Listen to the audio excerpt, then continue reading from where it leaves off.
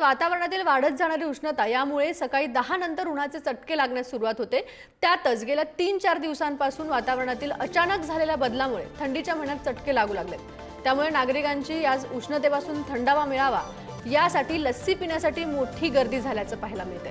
त्यातच दादर येथील प्रसिद्ध असलेल्या कैलास लस्सी दुकानातून याचाच आढावा घेतला आमचे प्रतिनिधी निखिल चव्हाण यांनी।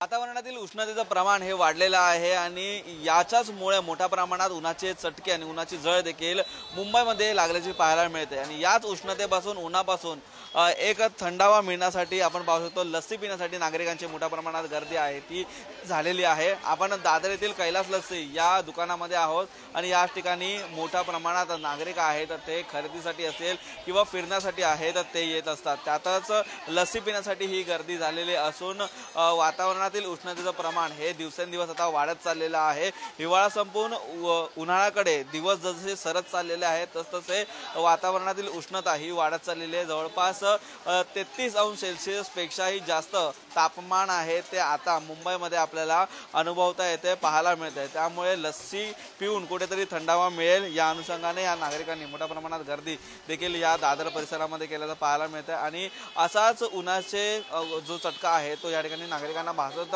राहणार आहे। दिवसेंदिवस हे उष्णतेचं प्रमाण आहे ते वाढत जाणार आहे। त्यामुळे नागरिकांची देखील लस्सी पिण्यासाठी मोठ्या प्रमाणात गर्दी ही आता वेगवेगळ्या लस्सी दुकानांमध्ये झाल्याची पाहायला मिळते। व्हिडिओ समीर शेळकेसह निखिल चव्हाण, पुढारी न्यूज, मुंबई।